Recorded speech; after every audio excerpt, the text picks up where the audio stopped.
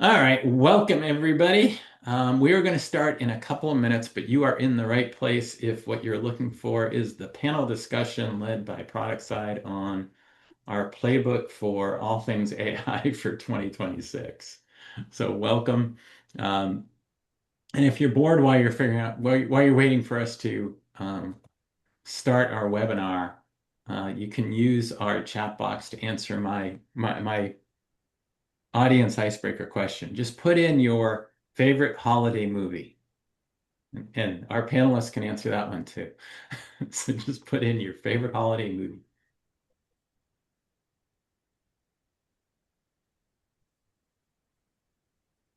I can put in mine too.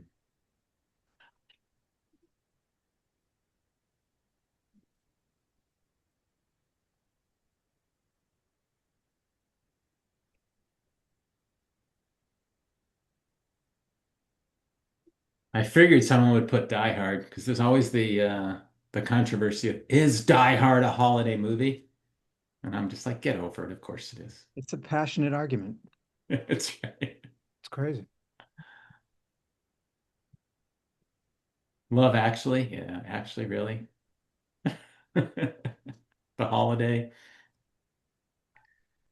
What else we got? Home Alone. I like that one. Klaus, I haven't heard of that one, Catherine. Yeah, it's like a relatively new movie, probably 2 to 3 years ago that came out, and I just Oh, like watched it on a whim.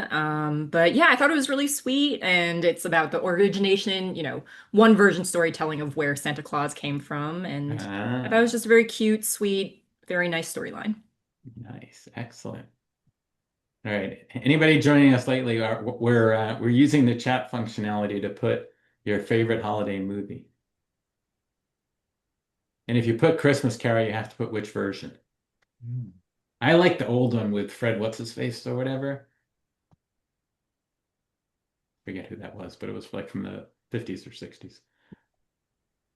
The old black and white one. Yeah, I agree. I agree, Connie. All right, we'll give another minute or two for folks to show up and find their way to our Zoom webinar. Scrooged. Yeah, ain't Bill Murray wonderful? Yeah. Just can't recall how much of that would hold up to a modern sensibility of what is good for children to watch today. Probably not. Yeah. If anybody's watched Caddyshack, it's the same thing. It hasn't aged well. But I can still lean on the joke of a chocolate bar in the pool. People can relate to that. There you go. That's true. And a dancing gopher still gets me excited. All right. Well, I think we're probably at a good point for me to at least start things going. Thank you all for sharing your favorite holiday movie. Um, if you are looking for our webinar on Product Leaders Playbook for 2026, where we talk about things like AI and multimodal experiences and sort of the new customer expectations in that world, you're in the right place. And you're up for a fun and exciting hour of hopefully interesting banter and discussion that will get you excited. And with me, I am Kenny Cranston. With me, I've got three fabulous, well-informed panelists in the area of AI and product management. I've got Ashka Vakil, who's the Senior Director of Product Management at StrongDM, and she'll introduce herself a little bit. I've got Scott Jones, who is the co-founder and CEO of a company called Realeyes, that he'll share a little bit about that and what they do. And I've got Catherine Mann, who is the Executive Vice President of Product Marketing at HubSpot. And we cover sort of all corners of the country right now with Ashka from San Francisco, Scott from North Carolina, Catherine from Boston, and me splitting time between Seattle and Southern California. So welcome everybody. Before we dive into the topic, I want to share a little bit about Product Side, the sponsor of this webinar, give you just a little bit of who we are, what we do, and those kind of things. So Product Side is a company focused on product management and product management teams and managers and all those, trying to make the world better for product managers because we know how hard it is to deliver products that people not only use but really love. So whether it's figuring out how to align stakeholders, figure out what customer needs are, or manage those endless backlogs that product managers run into. We've sort of seen it all. And we're really here to be your outcome-driven product partner where we're not just providing solutions, but we tailor solutions to the unique challenges the company bring to us, enabling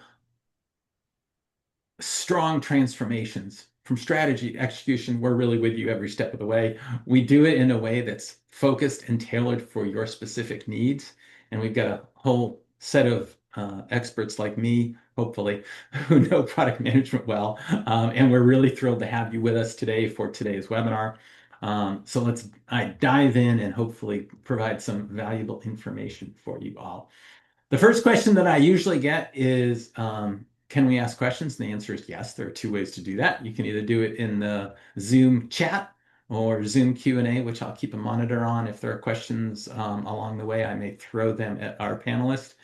If not, we may have a little bit of time at the end of the session to also do some questions. And the first question that I usually see in that box is, can I watch the recording later? And the answer is a resounding yes. We'll send everybody a link to this webinar at the end. And as I said, during that session, you can use the Q&A feature to ask questions. As I said, I'll be monitoring throughout. You don't have to wait till the end. And the chat is where you can ask questions, or if you just want to share some insight and understanding of what you're hearing from our panelists, ask your colleagues questions, share some of your own experiences, feel free to do that. We want this to be as interactive a session as possible. And I encourage you all to connect to Product Side on LinkedIn. We have a special LinkedIn community that's more than just a page. It's a place to follow us, and it's a way to build a community. When you join it, you'll get access to things like best practices that can inspire your growth, interactive and interesting conversations on the critical role of product management, and tips on how to be more impactful as one, and opportunities to network with other professionals who share some of the same challenges you have and you face.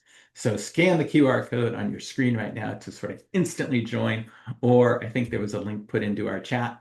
Click on that. You'll also connect to us. As I said, we'd love to hear your thoughts, swap ideas, keep the conversation going. With today's session and beyond, let's continue to build a stronger product management community together. And without further ado, I want to give our panelists a chance to give more detailed explanation of who they are and what they do. And I will start with, I can find the clip, there we go. Ashka, can you give a little bit of background on who you are and what you do? Thank you, Kenny. Hi, Ashka Vakil here. I'm excited to be part of this panel and looking forward to the great conversation we have planned for you and, of course, your engagement. A little bit about myself. I'm currently a Senior Director of Product at this company called StrongDM. I lead both product and design teams, and I've been in the industry for 20 plus years, starting my career as an engineer and then moving into product management. I've worked primarily on enterprise products all through my life, both as an engineer as well as a product leader. And currently in my role, I think about AI a lot, but overall, the balance between friction, security, and user experience. So it's really thinking of those three things and how to build products that just delight users, but at the same time are very secure and usable. Tell us a little bit about StrongDM too. Yeah, of course. StrongDM is in the space of identity security. I don't know how many of you are familiar with the space, but we look more from an identity perspective, and it's not about access, like who has access to what, but really looking at real-time data in terms of whether you have a breach happening, whether you are a user who had just accessed certain resources and you did something that you shouldn't do, then you shouldn't really get an access. So it's really more around authorization. And our focus has been on both human and non-human identities, how to securely have them connect to the infrastructure and the resource. Great. Thank you so much, Aska. All right. And Scott, you want to tell us a little bit about yourself and your company? Sure thing. Thank you. Hi, everyone. I'm Scott Jones, VP of Product at a European computer vision AI company called Realeyes. Realeyes was founded in 2007. I like to always joke that we've been waiting for this AI renaissance to catch up for almost 20 years. The co-founders originally coalesced around this opportunity of human understanding that led to developing proprietary models for measuring attention and emotion off of webcams and deploying that in the context of ad testing. So conducting global market research on behalf of the world's largest brands and agencies to essentially de-risk their media spend. You can imagine for like the audience, women with credit scores of 750 who have children and drive Subarus, what version of the ad on TikTok would be most performant versus YouTube? I joined 3 years ago to lead a new platform business. The thesis of the platform is easy to use plug and play capabilities such that you can now run our market leading models in real time just about anywhere and solve problems that have never been possible before. Shortly after I joined, we actually got into the identity category through our relationship with one of the world's largest consumer app platforms. We'd already been helping them build avatars. They put out an RFI for a face verification model. Q1 of 23, we threw our hat in the ring and we ended up winning their competition. We then doubled down on that, wondering what other problems we could solve in the identity space. And we saw a really compelling opportunity in this white space between solutions that don't really work, like CAPTCHAs, device and network fingerprinting, SMS and email authentication, and heavyweight ID verification. We found that there's really nothing in between that works. So that's where we're at. A solution that helps to provide human verification anonymously in seconds for cents to validate personhood, uniqueness, and demographics without ever having to reveal exactly who you are. And that's really Fabulous. very exciting directions. I'm in Huh? my like 16th year of product strategy and innovation leadership. No plan to get into product management. The universe hooked me up. It's like the coolest career on earth. So happy to be here. Yeah, got it. Well, welcome. Thank you very much, Scott. It sounds like a fascinating business, and I like how you pivoted and evolved as the world and the technology changed with you. And last but certainly not least, Catherine Mann over at HubSpot. Can you tell us a little about yourself and HubSpot? Of course. Hello, everyone. Thank you so much for taking the time to join us today. My name is Catherine Main. I'm a group product manager at HubSpot. And yeah, I've been in product for over 10 years now. Similar to Scott, I never had a plan to be in product, but I was sold on it because someone said to me, "Hey, do you not know what you want to do after college? And do you like wearing a lot of hats?" And I was like, "Yes, you have me sold." And 10 years later, here I am, fully passionate about this space. I started my career out in healthcare with Athena Health. Next up, I was at TripAdvisor in the travel industry, and now I work at HubSpot. HubSpot is a customer platform that helps small to medium-sized businesses grow by bringing all of your go-to-market teams together in one place, whether that is your marketing team, sales, services, and we create a unified view of your customer to make sure all of your teams are talking in the same language. I've been here for about 5 years. I just celebrated my sabbatical, got to do a trip to Asia, which I was really Nice. fortunate to be able to do. And yeah, this is a problem that I am personally very passionate about. My dad is a small business owner, so really excited to be here, talk about this topic, and always happy to chat about HubSpot. Nice, great. Catherine, thank you and welcome. And with that, I'm going to stop sharing because it's better that you see us than see these wonderful slides. Um, so, um, so what we're going to do is basically going to lead a panel, and you can pretend that there's this virtual couch that everybody's sitting on, and we're going to have a chance to chat a little bit about the world of product management and some of the changes and ideas that are impacting us as product managers. The biggest one being AI. In 2026 and beyond. So I wanted to sort of break the ice with a sort of not so specific question for you all. If you were to think about what is the one piece of what I would call classic technology that you absolutely cannot live without, and which piece of AI-powered technology do you think will replace it first? Anybody can jump in. Scott, you want to jump in on that one? I was nodding. You saw me. Yeah, Yeah. I'll just start by sharing context. So I'm a professional musician. I've been playing drums for 30 years. I play other instruments as well, but I think drums are about as classic a technology as you can get. We're probably at tens of thousands of years, if not more. And there's really nothing like it that'll give you the same feel, touch, and tone as expressiveness as acoustic drums. Electronic drums have come a long way, but I will always say, no, no, I need my acoustics, but that's changing. There's a company called Sunhouse that's using AI all you need is a single sensor that you put on a real acoustic drum and it subdivides it into multiple Wow. zones and can assign different, it's insane. So we're already there. I can't justify the budget to my wife when I want to. So we're And there. it's probably It's not happening. not nearly as fun as throwing sticks around, right?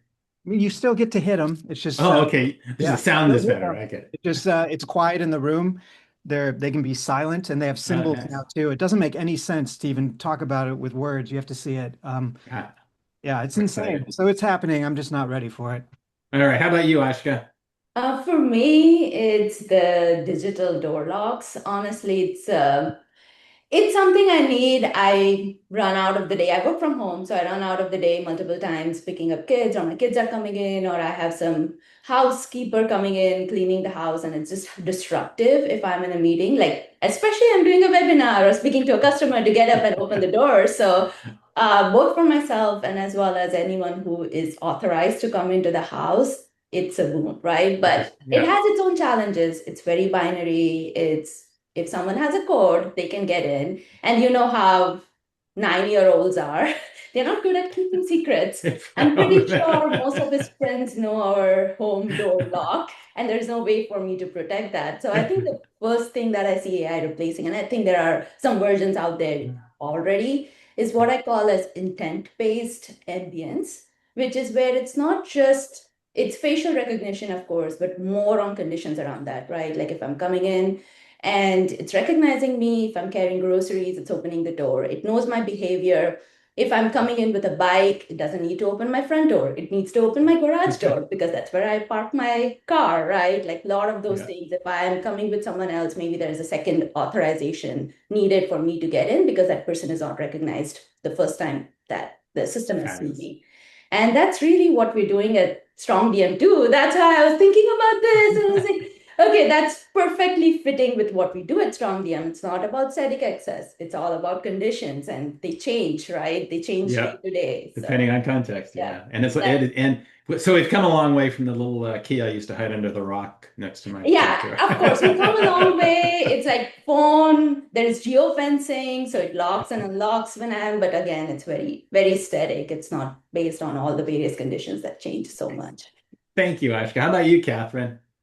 Yeah, those are both great answers. I think I'm like Ashka. I feel a little bit more on the practical side. So I think when AI and especially like all the LLMs came out, I think we got really excited because our expectation was like, finally, we can automate all the stuff we don't want to do, and we have more time on our hobbies and be cool like Scott and be musicians. I'm a dancer, so that's what I want to do more of. And instead, the AI is writing our poetry, and we're still doing the dishes. So. I look forward to the day when I think more things get automated, like, so technology would be like, dishwashers and the laundry Yeah. machine, of course, are things that I am highly dependent on. And I'm not talking about those robots that you see right now crashing into mirrors and you're paying like 100K for. I mean, like, actually truly functioning technology that will give me some time back. But if I'm being honest with you all, because we're all friends here, I would probably just end up watching more reality TV. I'm like really into realtor shows right now, and I say I'm Uh, learning negotiation tactics from that. So that's probably where my time would end up. Selling, nice. Thank you, selling New Catherine. York, selling New York. Yeah, that's one of them. I would shout Yeah. out Owning the City is a really nice one. I think Nice. hot take, Selling Sunset has too much drama and screaming. So go check out the other one that actually shows you what realty or realtors are actually about. Cool. Nice. Excellent. Thank you very much. Awesome. All right. So let's dive into the AI world a little bit. And especially as we think about 2026. Um, how would you define the new user in 2026? How are some of their expectations different? How are they changing? How are they evolving with some of the new technologies we're seeing? Anybody can jump in on that one. I might, I'll start. Oh, go Okay, ahead. go, Ashka. Okay, Scott, you can be I'll second. start. I'll keep it brief so that Scott and Catherine can add in their thoughts as well. I think there are going to be, or we've already seen that, and I think in 2026, this is going to explode. There are going to be new entrants of users, AI agents, right? As we have seen them, they're just going to multiply. I think that's going to be the new user in 2026, but also the human users that we see. are going to change. Their role is going to change. They are going to be more supervisors to those agents. So there's going to be twofold change. In the space that I am in, we used to call about human identities and non-human identities, but now it's agentic identities, which are a little bit different from both human and non-human. And I think that's really the big shift that we are seeing, and it's going to explode in 2026. We've already seen with engineers, at least I'm sure you all have seen this in my company. We have engineers who are directing agents to write code, and they are actually supervising and they are verifying the outcomes, right, of those agents' work.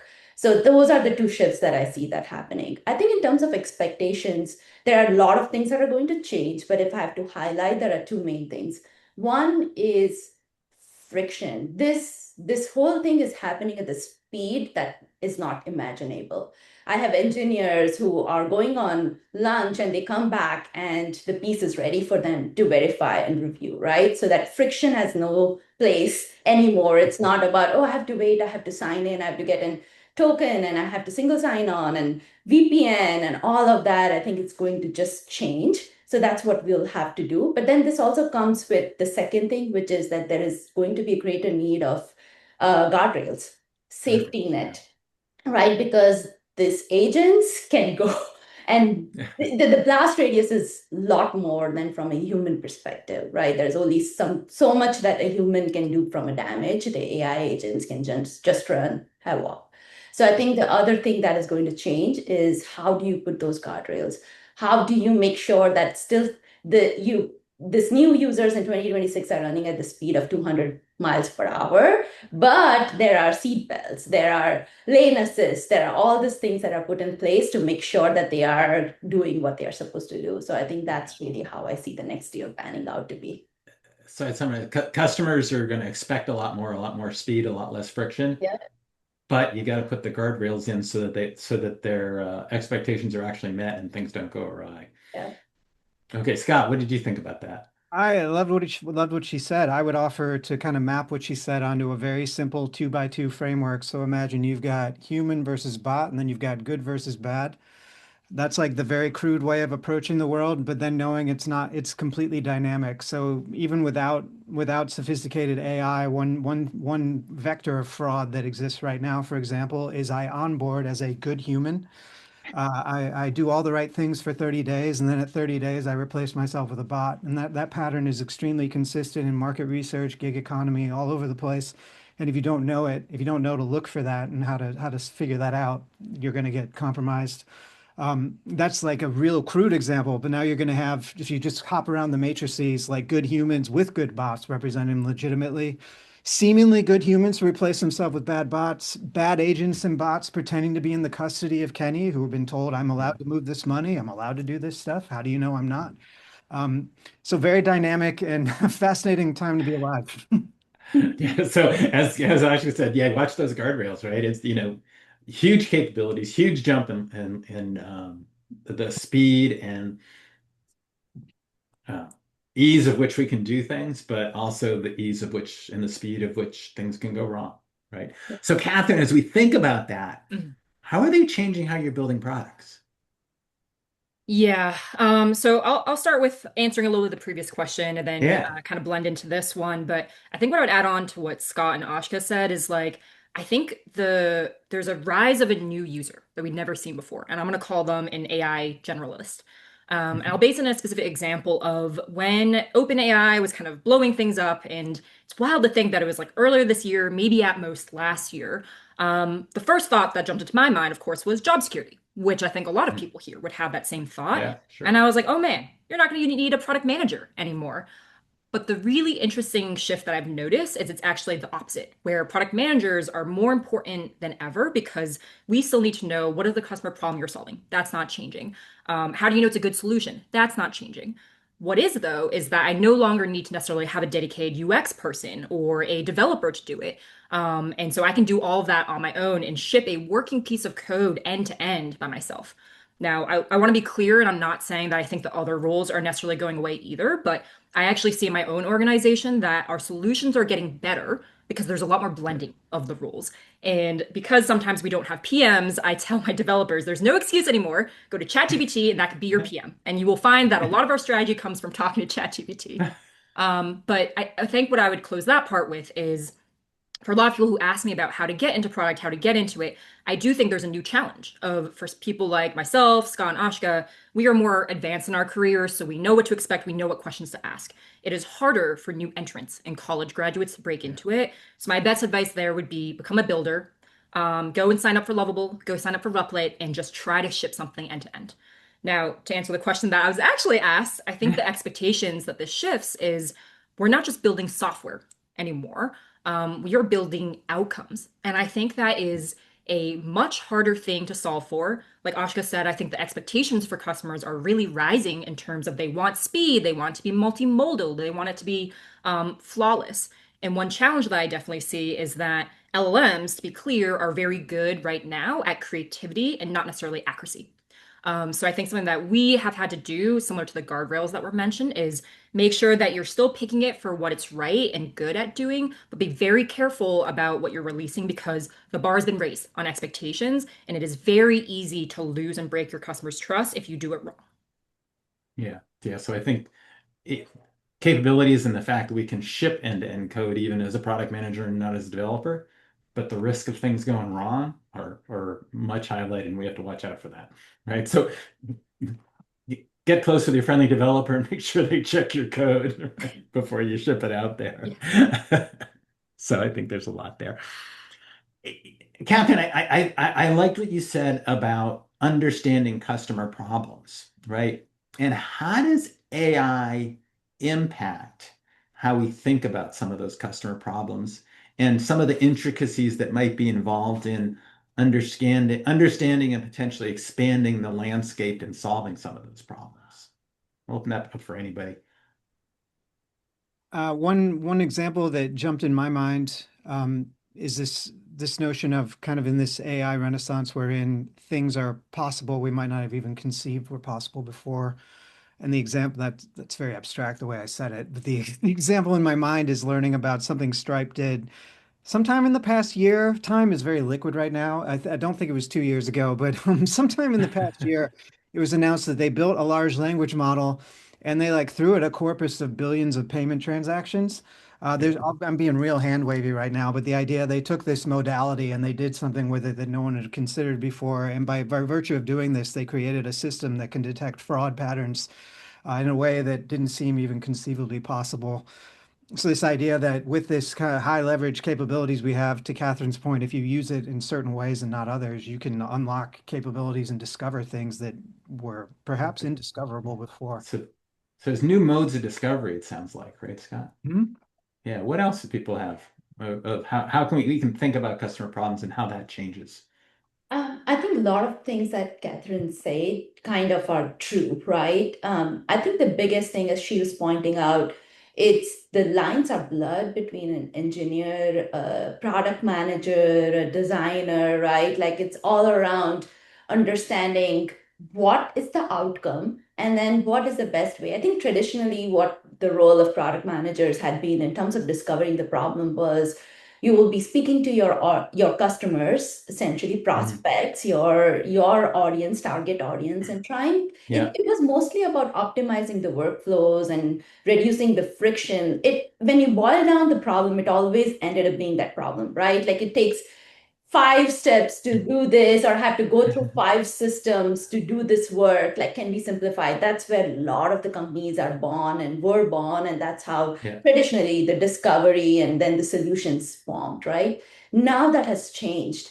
I think because the focus is a lot more on outcome, there are no boundaries. If you think about it from an agent perspective, it's really how do you simplify the how do you do X versus thinking about reducing the friction, reducing the flows, reducing the steps. There is no particular UI per se. The discovery process is changing altogether. It's not about talking and then coming back and coming up with solution. I think with so much of tools available for you, it's about talking about the problem and actually showing an outcome right in to your audience of customers and getting right signals at that point in time before, even though we would ship fast and break fast, Yeah. it was still that there was this period of discovery, solution, ship. Right now, that is going on so fast because you can talk to someone and show them. Like, in fact, I have had cases where we have vignettes of use cases. I'm talking to a customer, you just feed in,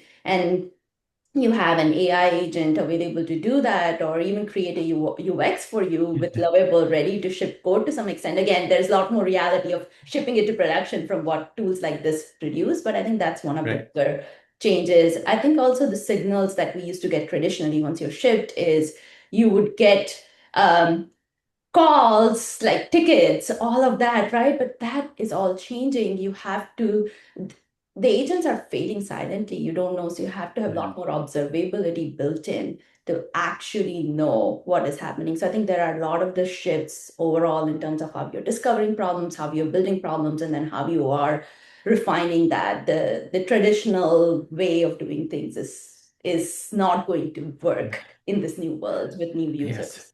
So it's almost a new world of instrumentation of how you can get feedback from what you ship, right? Anybody have any perspectives on that or things they've done?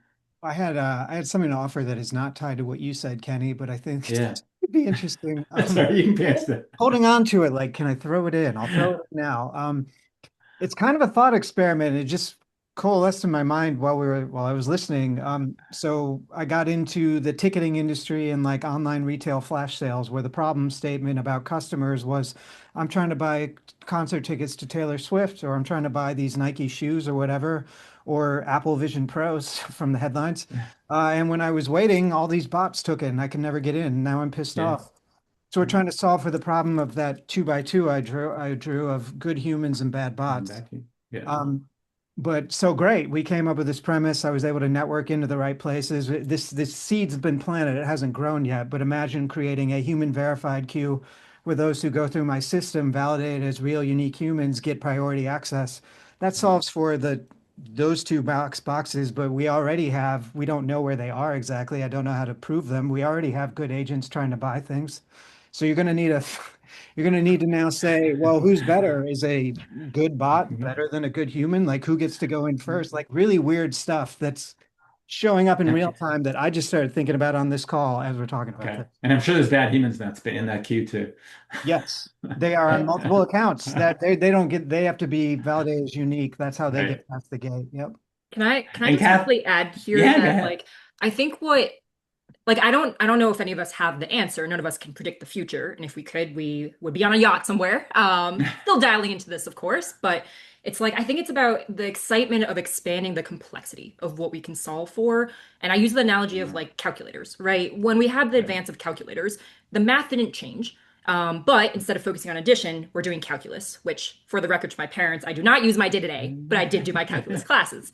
And I think that I really want to see this being applied to like the really hard human problems that we haven't been able to solve before.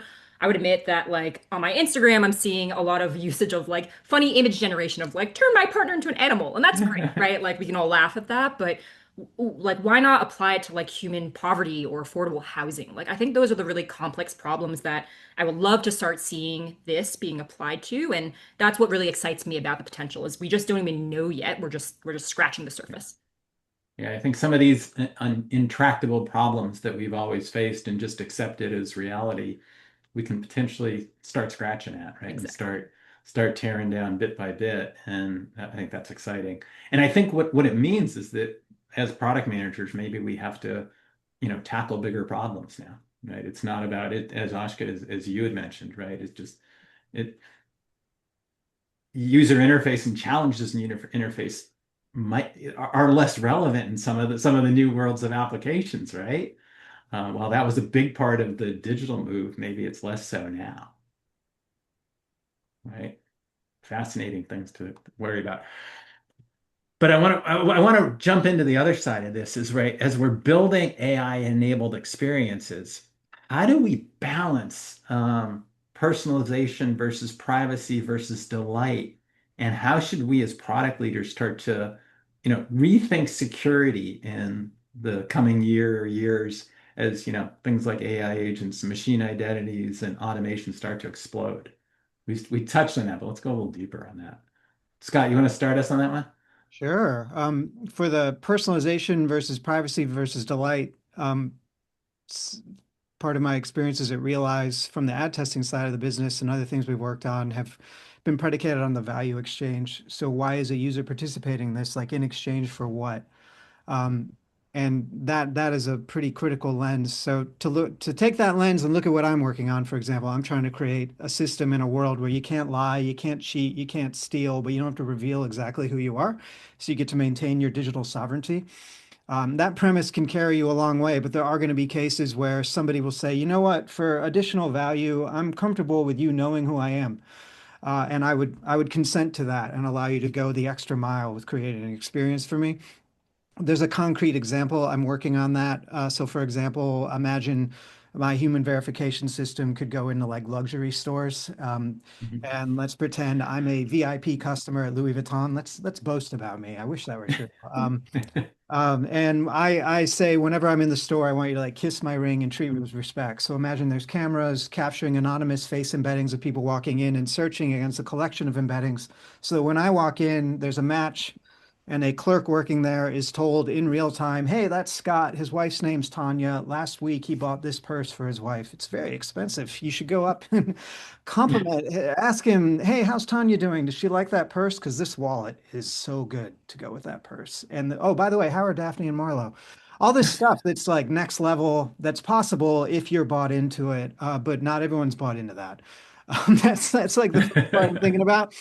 And then rethinking security, like security, again, I'll go back to my two by two of good humans, good bots, bad humans, bad bots. The keep me up at night moment that I had was a little bit earlier this summer. We've been working on deepfake detection as part of our path in the identity world, and we've got a novel way to do it that's been very exciting. And I was networked into like the leader in deepfake and forensic analysis in the US. He's a professor at Berkeley, and he showed me a demo of like the state of the art open source tools that my R&D team thought these demos were faked earlier this year. The dude turned himself into an Asian man. He was like a Middle Eastern, I think. I don't know. I don't know. He's not Asian. He turned himself into an Asian man. He started touching his face just like this, and it was seamless. And then he shone a flashlight all around, and it was completely seamless. So we're already in a world where you can't believe what you see, and we don't know the exposure we have. We're starting to see articles coming out of like this CEO was deep faked and moved an inordinate amount of money, but there's already trillions of dollars of fraud racking up, and we have no idea yet. So Yeah. secure, like anything you're doing, you have to say, I don't believe you are who you are. Prove it. Great. What do others think about that? Um, I think what Scott is saying is true. There's so much right now, right? For me, the way I think in this new world with AI and how it exists today, I do think at the core of it, it's trust, right? So Yeah. personalization, privacy, all of those go hand in hand, but it's really about trust. And if you can balance personalization, privacy, and give users the control, then you can provide them the delight, right? At the end of the day, at least from where I come in from, my product is really boring. If everything is working, that's the best you want it Yeah. to be, right? That's the delight, really. Yeah. But when you start peeling the onions, it's really around the balance between the privacy, like the user needs to have a choice, right? In terms of that, they Right. need to have a choice in terms of personalization. Going back to what Scott was saying, some users might be okay, right? Like I might be okay sharing my photos with an AI. Some people might not be, and there has to be a knob for the users that will determine what kind of personalization they're getting, what is their comfort level. In terms of security for AI, actually the same principles for humans apply. It's just harder for AI just because of their non-deterministic behavior compared to a deterministic behavior for the humans. But I think at the core, it's still the same. Any agent AI system needs to have an identity. It needs to have a scope in terms of authorization, what they can do. Can they read? Can they write? They can write, like all of those controls need to be in place. And then there has to be traceability and auditability of each and every action. And I think at the end of the day, it's really around opening up the AI with all these guardrails around they having an identity, they having a scope, almost how we think about the API keys tokens like in our world today, right? It's still limited. You're setting all of that and you're tracing it, you're putting, well, and this is an industry term, but what we have is what we call a leash. You need to keep your AI agents on a leash. And leash is really where you're defining the policies on what your agent can do, and you're continuously monitoring, you're tracing, auditing all of that, and then you can curtail them if they're going beyond the bounds. So that's how I see the security. Got it. Excellent. The one thing that the question that sort of opens up is in the world of, the give versus get, I'll give you the information that you need if you're providing value. How does that change when suddenly there's not that handshake that you have with folks? And I think that's one of the things that AI happens is that you have information about me that I don't, that I'm not giving you, I'm not the one giving you authority to it. How do you use that, right? How do you Yeah, think and I about think that? that that's the standards, the governance around that is Hmm. just so hard right now. There are not much in place. Also, I think the models are just becoming powerful day by day. Every week, a new model by one of the hyperscalers comes out, right? And it's just yet more powerful. And I think right now, I mean, OpenAI already talked about it last week. They are creating a lot of committees and open source and all of that is forming around this because it's a brand new topic, right? Like this reminds me of an earlier cloud era where things started, where there was not so much Yeah. governance, no one knew, right? And then now the cloud is kind of solved. I think we are at the starting point of AI. It's just exploding so much that we need to get there faster than cloud. But the parallels look very similar from all of us who were there at the cloud growth era. Excellent. All right, I'm gonna open up for one more big question, at least from me. And Catherine, I'll start with you on this one. As we think about 2026, what sort of insight or prediction, maybe a controversial one, do you want to leave our audience with? Sure. Um, I think mine would be that AI is a solution. It's not a strategy. Something that I've noticed a lot, and let me frame it in terms of so our annual inbound conference that we have, we Hmm? usually have it in Boston, but for the first time we had it in San Francisco this past year. And I knew I was in San Francisco, tech capital, because on the way from the airport, I kid you not, every single billboard had AI. And every single billboard got less sensical. And I swear, I wish I got a photo of it. The last billboard was simply like, "Do you AI?"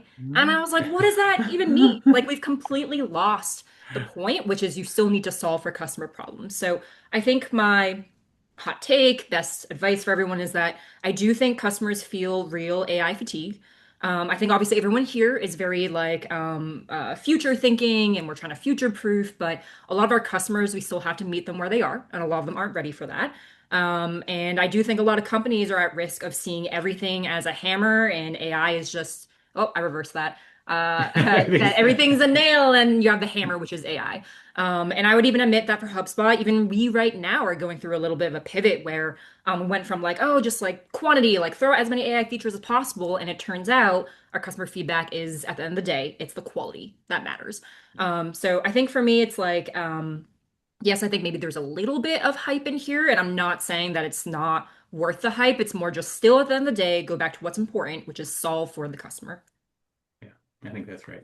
Great point, Catherine. Great lesson of, you have a new tool in your toolbox, but the basic understanding of what you need to get done doesn't change. You're solving Mhm. customer problems. You may be able to do more, but you still got to solve and enable them to get their jobs done more effectively, more efficiently, and more with more joy. All right, Scott, what big prediction do you have for 2026 that might intrigue our audience? Um, will the music stop on our fake AI economy in 2026? Hmm. If you just look at like OpenAI, Microsoft, Nvidia, Oracle passing hundreds of billions of dollars to each other and what kind of feels like loose money laundering.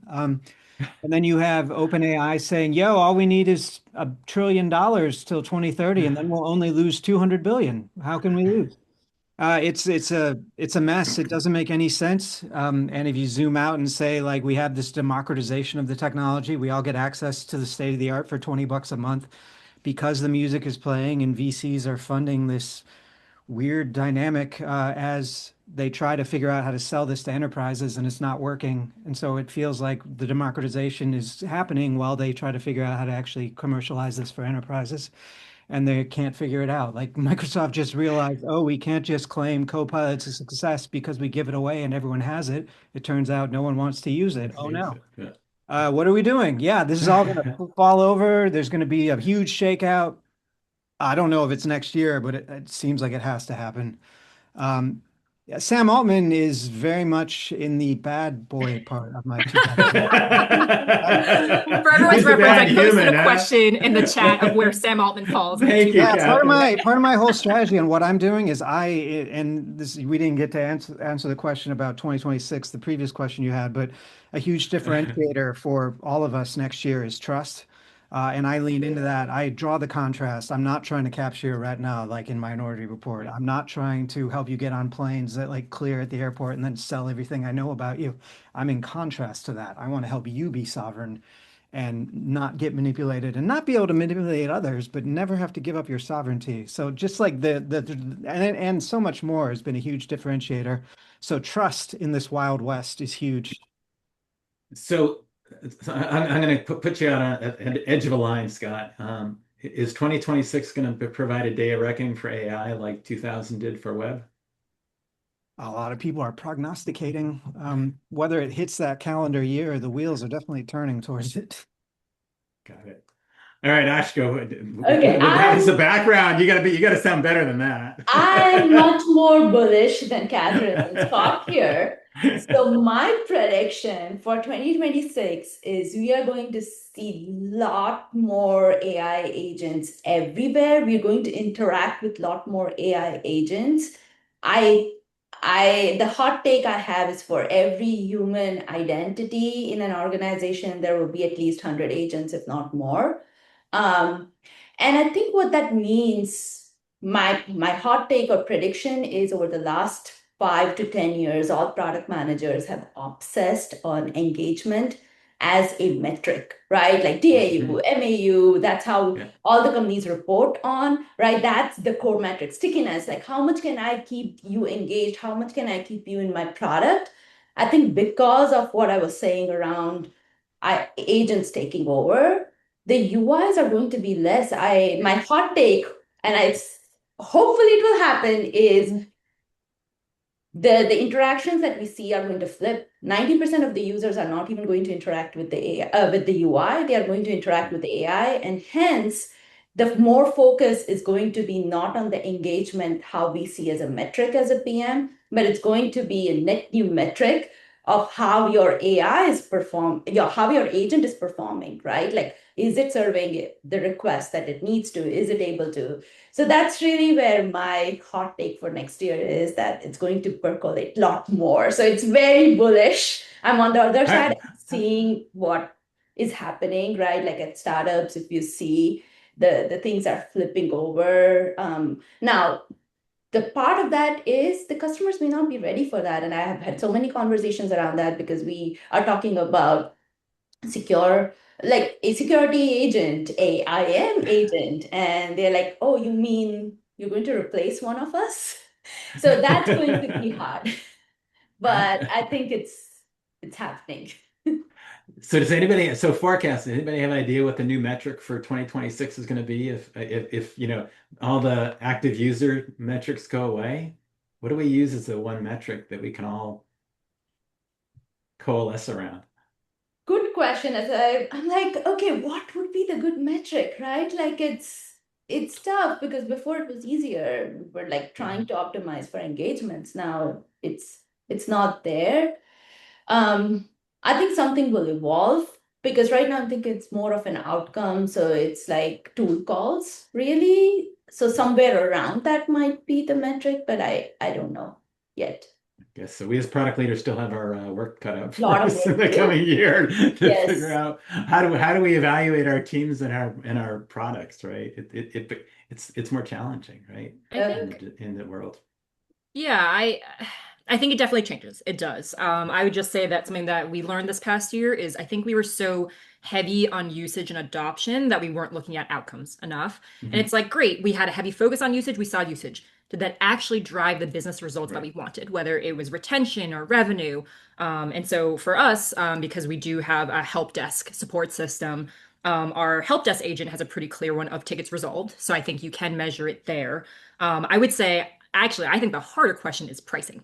I don't think anyone has figured out that Yes. quite yet. Yeah. But I would probably be on the side of like, I think we have our success metrics. We actually can step more towards like the outcome, business outcome you want to drive, but pricing and the cost that you all were just talking about, even running these models, that's going to be an interesting one to see in 2026. So I think the summary of this is outcomes still matter, and we still need to find ways to measure outcome. We may have more tools to enable us to do that more effectively, I think. And that may be an opportunity for us going forward.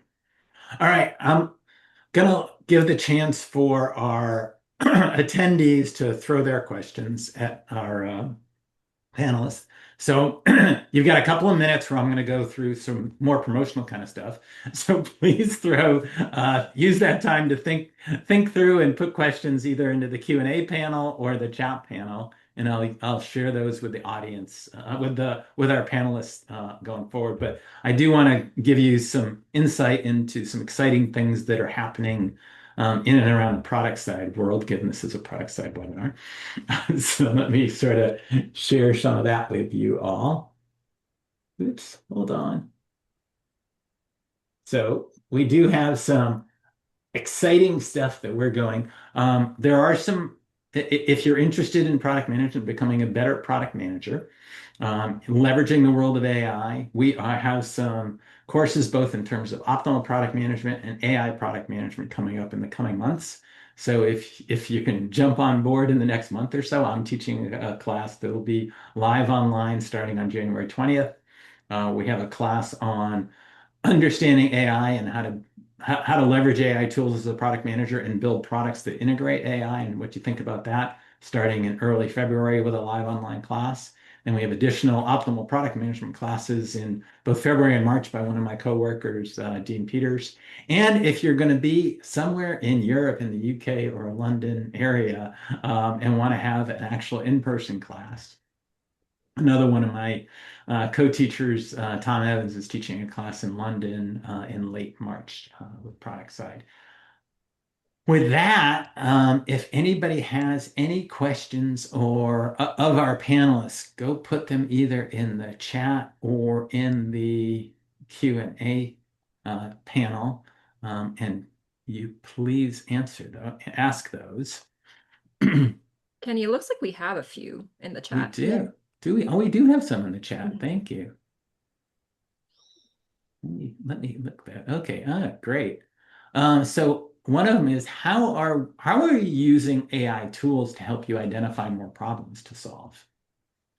Who's got a shot at that I one? can start. I think before what we would have is we would have an hypothesis and then we'll have to find customers, prospects to go and validate. I think one of the shift that we've started seeing is, at least in my world, we have logs of what customers do, right? So we were just figuring out, all right, what are the top 5 things that are the ones that, because we are building an IAM agent, what are the top five Yeah, things that IAM engineers do today in our systems? So yeah. we had just an AI, we have our homegrown model that is the best of the world of all the hyperscaler models and takes in, and we just had it run through our organization data that we collect, and we were able to get in 10 minutes the top 5 list. And that was like good. It kind of passed the smell test, right? Because all of us are Mhm. familiar a little bit on how our customers are using. We may not have all the details. So that helped us narrow that down and go and chase that. All right, these are the 5 top things. Can our AI agent solve for it? How would it be? And then we ended up adding those use cases to the agent very quickly. And then again, as I was mentioning, get on a call, talk about that, have our customers try it and come back with new vignettes. So that's one way. The other, specifically on the product management, before, I think Catherine mentioned this, Typically, you have some hypothesis, and then you will have your design team build out some of that hypothesis in a design format for you to go and validate with our customers.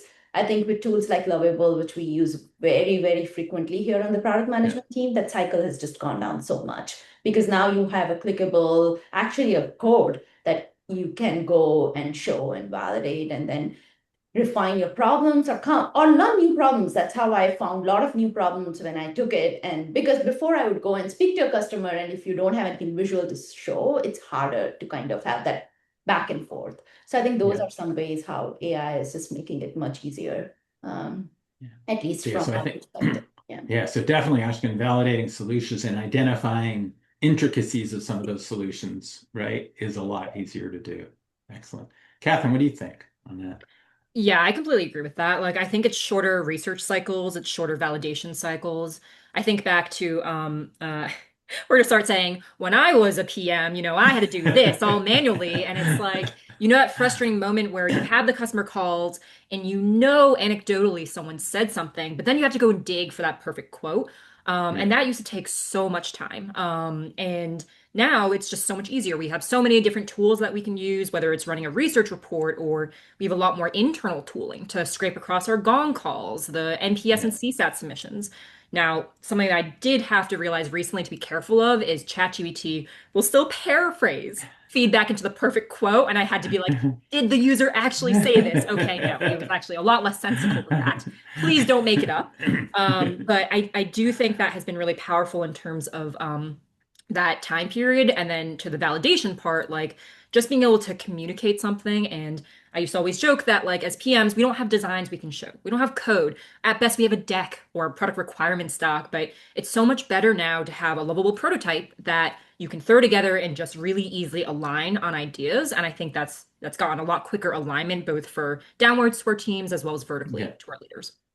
Gotcha. One another thing I want to add is also like because Catherine mentioned about research, right? Like Yeah. naming a lot of things that we were struggling initially with our agent, what to call it, right? Like you could just launch a study using an AI tool, which is what we did, and it looked across and came up with we could put in different names. It looked at various agents that exist today, came up with the scoring based on various parameters that we'd put in. Imagine like doing all of that without an AI tool, that would take long, long time. This is just a study that we kicked off through an AI, and that is yielding us results. So a lot of such examples.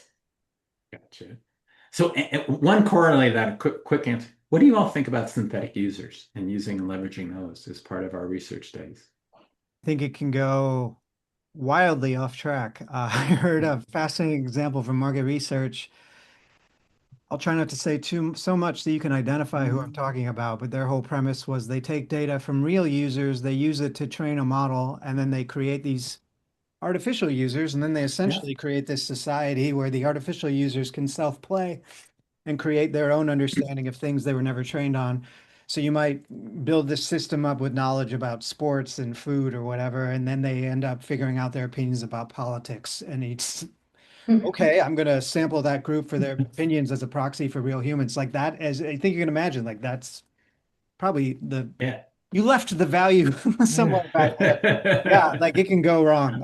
And the other thing that's near and dear to us and why we got into this whole human verification space was we'd been using the online market research for building our own models and especially on behalf of premier customers of ours. And we learned very near and dear that if you don't manage the integrity of what gets into your models, you're going to have horrible outcomes. So it's you can make synthetic data, but if your inputs are crap, the synthetic people you generate, so too will be crap. So it's all about the integrity of what you're doing. Got it. Anybody else have an opinion on synthetic users as a means of research? Yeah, I mean, I think it's a lot of the theme we've been saying around governance is like, I think Mhm. it's good for, I think you just have to be careful about what you're using it to answer, right? And the nature of what has changed is, um, I like to say that instead of being the writers, we're the editors now. And you still have to be responsible for, even if you didn't generate what the output and response is, you're responsible for putting your name on that response. So I think it could be helpful in certain scenarios. You need some quick validation. I think there's the typical guardrails of like, you're already training probably on a biased data set and you have to be careful of what biases are going in there being representative. And I'd also even say, not even synthetic, but one thing I noticed when I worked at TripAdvisor and what I Hmm. loved is it's one of the few places I worked where I was actually a user. And it's very easy to Yeah. have strong opinions. Here's what I would do. Let me go talk to Susie and see what she would think. And we are notoriously bad at knowing what customers want, and they are notoriously bad at not knowing what they want either. So I think Yeah. it's one of those where it's like use it with caution, but like use it as one of many inputs.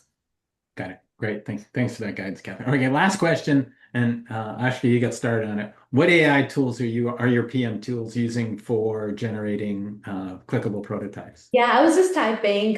So Yeah.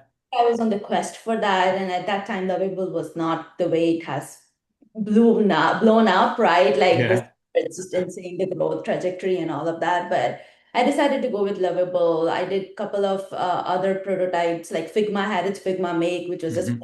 beta at that point in time.